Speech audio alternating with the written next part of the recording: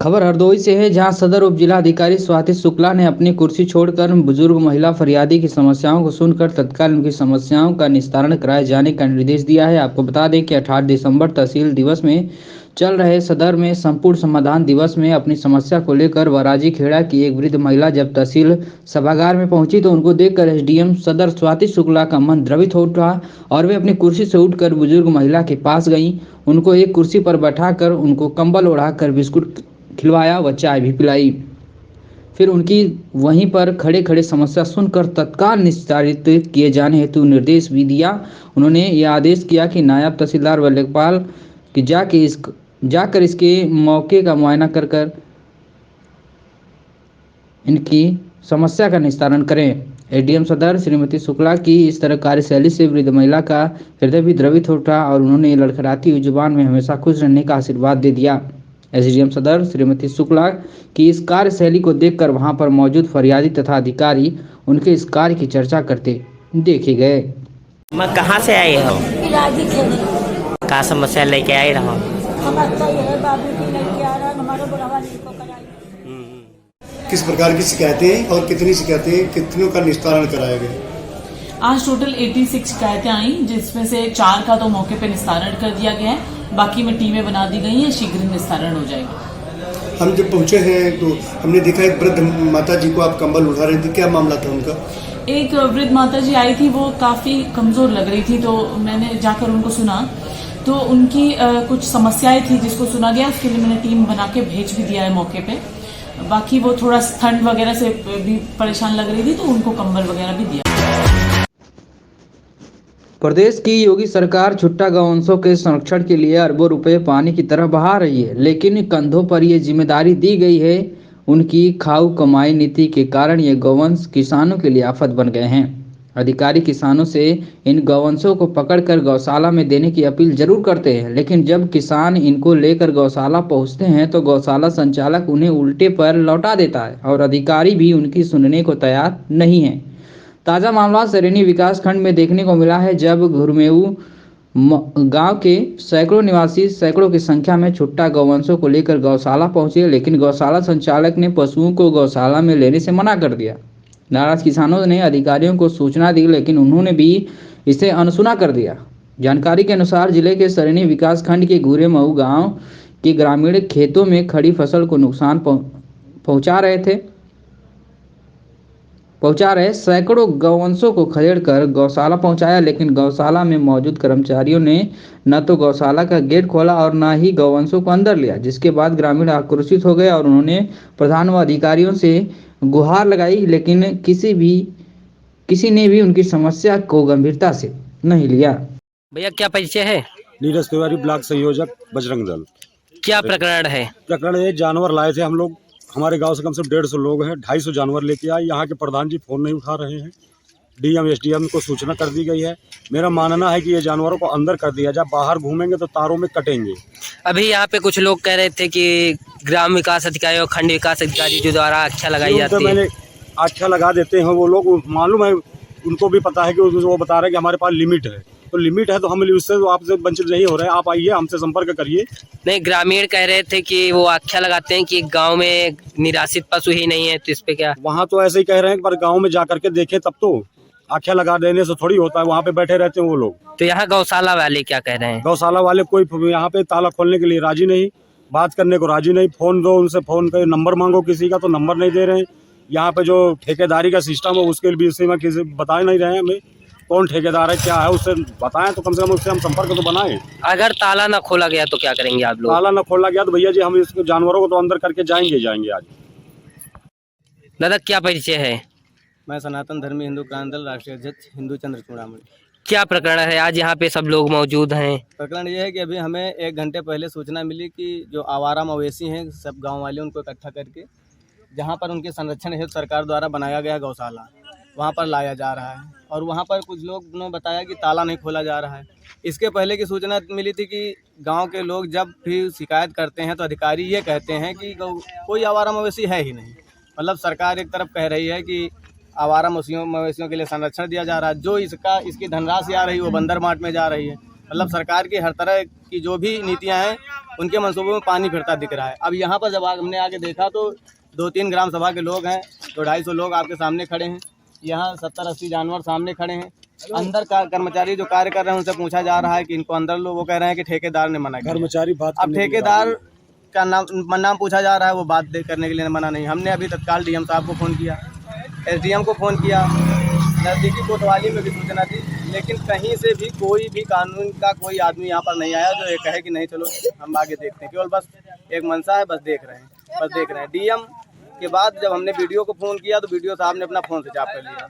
ग्राम विकास अधिकारी अपना फ़ोन उठाने को तैयार नहीं है। अगर जिम्मेदार अधिकारी इस पे ध्यान नहीं देते तो आप लोग क्या करेंगे? देखो, हम लोग पहले तो हिंदूवादी संगठनों से हैं, इसलिए जानवरों को आवारा तो छोड़ेंगे नहीं कि तारों में कटें। दूसरी तरह से अगर ये लोग नहीं देखते हैं तो वही एक आवाज़ आएगी, भय बिन होए न प्रीत। अभी हम लोग जाएंगे, ताला खोलेंगे लाइव चलवा के, और ताला खोलने के बाद जानवरों को अंदर करेंगे, दूसरा ताला मंगवा के इनको दे देंगे। इसकी भी सूचना हमने डीएम को भी स्पष्ट बता दिया है, कोतवाली में भी स्पष्ट बता दिया। अगर ये लोग ताला नहीं खोलते हैं तो 5 मिनट बाद हम लोग लाइव चलवा के आपके द्वारा यहाँ पर इसे तत्काल अंदर करके। कहा जाता है कि जिस गांव में गौशाला है उस गांव के प्रधान की जिम्मेदारी होती है, तो इस पे क्या? प्रधान को तो भैया राजनीति से मतलब है ना। कहीं गांव वाले वोट देने के लिए मना करने कि तुम जानवर यहाँ रखते हो, रात में छोड़ देते हैं, कुछ ऐसा होता होगा, क्योंकि प्रधान जी ने ना फोन उठाया, ना प्रधान का कोई भी प्रतिनिधि यहाँ पर आया नहीं। अगर आज ये जानवर अंदर न किए गए तो आप लोग कहाँ तक जाएंगे? इसके लिए तो कुछ भी करना पड़े, और कुछ भी की कोई सीमा नहीं होती। क्या बीडीओ कार्यालय भी घेर सकते हैं आप लोग? सब कुछ बीडीओ कार्यालय तो छोटी चीज है, हम लोग डीएम आवास का घेराव कर देंगे अगर नहीं हुआ, क्योंकि डीएम साहब को स्पष्ट सूचना दी गई। जिला अधिकारी हैं, पूरा जिला उनके अंडर पे आता है और उसकी देखरेख उनकी जिम्मेदारी बनती है। और सूचना दी जा रही है कि 200-250 आदमी है, तो 200-250 आदमी को कोई कीमत ही नहीं। त्रिवेदी हमारा नाम है। क्या प्रकरण है? अरे जानवर भर्ती करने आए हैं, यहाँ गौशाला में लाए हैं। 60-70 लोग हैं, 100-150-200 जानवर है। तो यहाँ आप लोग घंटे भर से करीब खड़े हुए हैं? हाँ, घंटे 1.5 घंटे हो गए। हमारे यहाँ के डीएम, एसडीएम और बीडीओ सब कहते हैं कि वहाँ जानवर ही नहीं, हम लिए खड़े हैं। 200 जानवर जो है, 100-150 आदमी खड़े हैं, यहाँ कोई कार्रवाई नहीं, ताला खोला नहीं जा रहा है। क्या कह रहे हैं? कह रहे हैं कि 1500 रुपया दो तो जानवर अंदर करेंगे, ऐसे अंदर नहीं करेंगे, यहाँ जगह नहीं है। खबर रायबरेली से है। ये मामला उस वक्त का आपको बताया जा रहा है कि इस मामले को सुनकर आपके रोंगटे खड़े हो जाएंगे। जब एक बुजुर्ग जहानाबाद पुल के ऊपर से होते हुए गल्ला मंडी की तरफ जा रहा था, तभी अचानक चाइनीज मांझा की चपेट में आकर उसका गला कट गया और बुजुर्ग बेहोश होकर पुल के ऊपर गिर गया। बुजुर्गों को देख स्थानीय लोगों ने आनन फानन में रायबरेली के जिला अस्पताल में बुजुर्ग को पहुंचाया, जहां डॉक्टरों ने उसे तत्काल प्राथमिक उपचार देते हुए एडमिट कर लिया, जहां उसकी हालत पहले से स्थिर बताई जा रही है। जहां इस दौरान परिजनों ने मीडिया से बातचीत करते हुए बताया कि जिला प्रशासन और सरकार के अनुरोध किया है कि चाइनीज मांझा पर रोक लगाई जाए, लेकिन इसके बावजूद बीच रायबरेली में धड़ल्ले से चोरी छिपके चाइनीज मांझा की बिक्री दिन ब दिन हो रही है। क्या इस पर जिला प्रशासन कोई कार्रवाई करेगा या यूं ही आए दिन इसी तरह से चाइनीज मांझा से बड़े हादसे होते रहेंगे? दरअसल आपको मामला बता दें, 14 जनवरी मकर संक्रांति और कहीं ना कहीं पतंगबाजी का इस पर पर्व माना जाता है। इस दौरान लगातार लाइन पर तार गिर जाने का कारण यह विद्युत सप्लाई बाधित होती है, जिस तरह से बाजार में चाइनीज मांझा की भरमार हो चुकी है, उसको लेकर जिला प्रशासन सतर्क नहीं है और आए दिन बड़े हादसे देखने को मिलते हैं। ऐसा ही एक मामला आज रायबरेली के गल्ला मंडी के पास सामने आया, जहां एक चाइनीज मांझे से वृद्ध का गला कट गया और वह गंभीर हालत में जिला अस्पताल में एडमिट है, जहां पर जिला अस्पताल में चिकित्सकों ने उनका प्राथमिक उपचार कर उनको एडमिट जरूर कर लिया। लेकिन सवाल उठता है कि चीज़ों पर प्रतिबंध है, आखिर वह चीज़ें बाजारों में खुली आम कैसे बिकती हैं? इस पर जिला प्रशासन क्यों नहीं सतर्क है, यह बड़ा सवाल बना रहेगा। फिलहाल अब देखना यह होगा कि इस बार जिला प्रशासन की क्या कार्रवाई है। रायबरेली के सब्जी मंडी में पतंग की गली के नाम से फेमस हुई कई दुकानें सस्ती हैं और यह दुकानें जहानाबाद चौकी जो कि कोतवाली क्षेत्र में आती हैं और इससे पहले भी कई हादसे हो चुके हैं। क्या नाम है, कहाँ रहते हैं, क्या घटना हुई है? मेरा नाम मोहम्मद शकील खान है, मैं वजीरगंज में रहता हूँ। ये शकील भाई जा रहे थे गाड़ी में तेल डलवाने के लिए जहानाबाद चौकी से पुल के पर, वहीं पर यह हादसा हुआ। चाइनीज़ मंझा था, जिसकी वजह से हादसा हुआ है। क्या मानते हैं आप, किसकी हम लापरवाही? ये मानते हैं कि इस तरीके के मंझे पर बस रोक लगानी चाहिए, समझे, चाहे वो सरकारी स्तर पर हो, चाहे वो प्रशासनिक स्तर पर हो, ताकि कम से कम इस तरीके के हादसे न होने पाए तो अच्छी बात है। बस ये हमारा कहना है। क्या परिचय है? डॉक्टर अतुल पांडे, यूमो डिस्ट्रिक्ट हॉस्पिटल रायबरेली। आज एक मामला आया है मंझे को लेके। हाँ, शकील अहमद 72 साल उम्र है उनकी। उनके मंझे से यहाँ कट गया था। यहाँ प्राइमरी ट्रीटमेंट करके एडमिट किया गया। कैसी उनकी स्थिति है? अभी तो स्टेबल है। कौन सा मंझा था? ये नहीं पता मंझा था कि क्या था।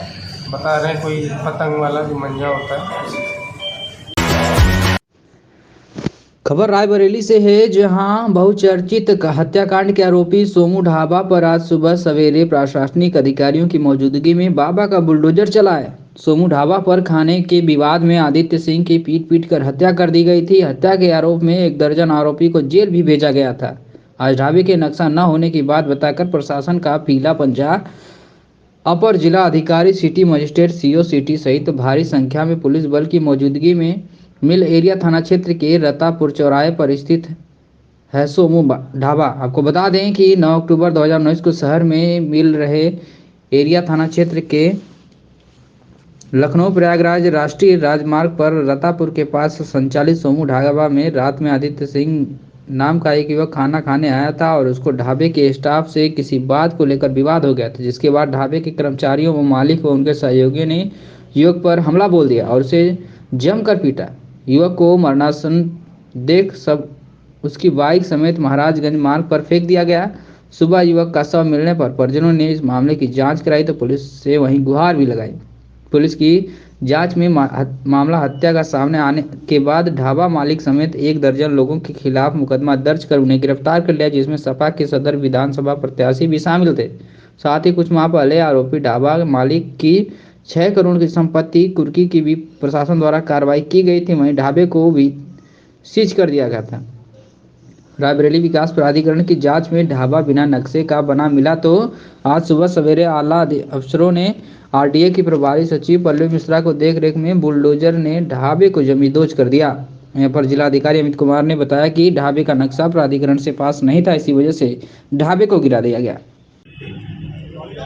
सर, ये क्या कार्रवाई हो रही है, क्या है पूरा मामला, किस लिए कार्रवाई की जा रही है? ये विकास प्राधिकरण के क्षेत्र में आता है, जिसके अंतर्गत यह पाया गया कि इनका नक्शा नियमानुसार नहीं बना हुआ था और अवैध निर्माण के नाते विकास प्राधिकरण के विहित प्राधिकारी द्वारा इसको डिमोलिश करने का आदेश पारित किया गया था। 16 दिन पूर्व इनको नोटिस दी जा चुकी थी। आज अवधि पूरी होने के उपरांत इनका यह जो अवैध निर्माण है वो हटाया जाए। किसी हत्याकांड में भी ये जेल में ऐसा कुछ है? इसके बारे में मेरी जानकारी नहीं। खबर रायबरेली से है, जहां निजी इंटर कॉलेज में पढ़ने वाली छात्रा की तबीयत अचानक खराब होने पर लेकिन विद्यालय प्रबंधन ने इसकी जानकारी छात्रों के परिजनों को नहीं दी। गांव के ही एक व्यक्ति द्वारा सूचना मिलने पर परिजन जब विद्यालय पहुंचे तो वहां भी उन्हें बरगलाया गया, लेकिन जब उन्होंने छात्रा से मिलने की जिद की तो उन्हें छात्रा की बेहोशी की हालत में उन्हें बेंच पर लेटी मिली। तब परिजन ने उसके इलाज के लिए CHC शिवगढ़ पहुँचाया। वहीं विद्यालय की हरकत से क्षेत्र के लोग नाराज हैं। जानकारी के अनुसार जिले के शिवगढ़ विकास खंड के करियर प्लस इंटर कॉलेज में पढ़ने वाली छात्रा अंशिका की तबीयत अचानक बिगड़ गई, लेकिन स्कूल प्रबंधक ने इसकी जानकारी उसके परिजनों को नहीं दी। गांव के ही एक व्यक्ति जो स्कूल में गेटमैन के पद पर तैनात हैं, उसने इसकी जानकारी छात्रा के पिता मनोज को दी और वो आनंद फानंद स्कूल पहुंचे, लेकिन उसके बावजूद भी उन्हें झूठ बताया गया कि ऐसी कोई बात नहीं है। जब उन्होंने बेटी से मिलने की बात कही तो उन्हें छात्रा के पास भेजा गया, जो कि एक बेंच पर बेहोश पड़ी थी। आनंद फानंद पिता पुत्री को इलाज के लिए CHC शिवगढ़ लेकर पहुंच गए। मनोज शुक्ला। कहाँ के रहने वाले? पदमपुर। क्या मामला हुआ है? जी, हम तो थे घर पे। हाँ।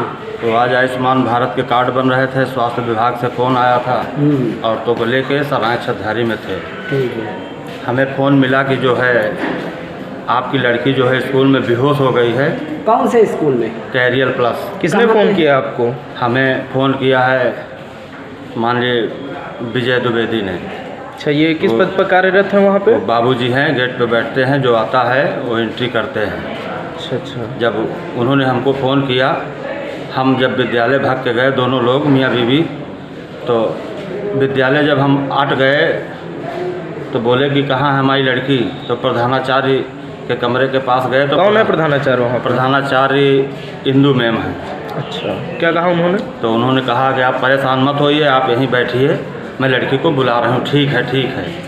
मैं वहाँ 10 मिनट तक खड़ा था। लमसम कितने बजे की घटना है? बिल्कुल जी, अभी तत्काल इसी टाइम की बात है। उसके बाद क्या हुआ जब आप वहाँ पे बोले कि 10 मिनट आप यहीं वेट करिए, हम बिटिया को ला रहे हैं। बिटिया ठीक है, कोई बात नहीं। हम 10 मिनट तक वहीं वेट किए, बिटिया हमारी नहीं आई। और 3-4 लोग जो है सब टीचर जो है सब पूरे क्लास में बिटिया के पास इकट्ठा थे, लेकिन कोई उठा के लेके नहीं आया। अच्छा। जब मैं काफ़ी टाइम लग गया तो मैं उठ गया वहाँ, देखे तो बिटिया हमारी बिल्कुल सीट के ऊपर मुड़ रखे पड़ी थी, वो उठने की क्षमता उसके अंदर नहीं थी। और जब हम गए हैं तो हम उठा के लेके आए हैं। तो हम कहे कि आपका विद्यालय है, आप लोग इसी तरह विद्यालय चलाते हैं कि एक लड़की बीमार पड़ी है और उसके मतलब कोई आप लोगों की मतलब कोई ख्वाहिश ही नहीं कि मतलब किसको खबर करें या किसको ना करें। खबर रायबरेली से है, जहां घने कोहरे के चलते स्कूली वाहन और लोडर में हुआ भीषण सड़क हादसा। आपको बता दें, स्कूली मैजिक वाहन और लोडर की आमने सामने जोरदार टक्कर हो गई है। हादसे में लगभग आधा दर्जन बच्चे जख्मी बताए जा रहे हैं। वहीं स्कूली वाहन चालक मैजिक में ही फंसा रहा। स्थानीय लोगों ने कड़ी मशक्कत से ड्राइवर को निकाला है। वहीं आपको बता दें, वहीं मौजूद लोगों ने आनन फानन में घायल बच्चों को नज़दीकी सामुदायिक स्वास्थ्य केंद्र में भर्ती भी कराया है।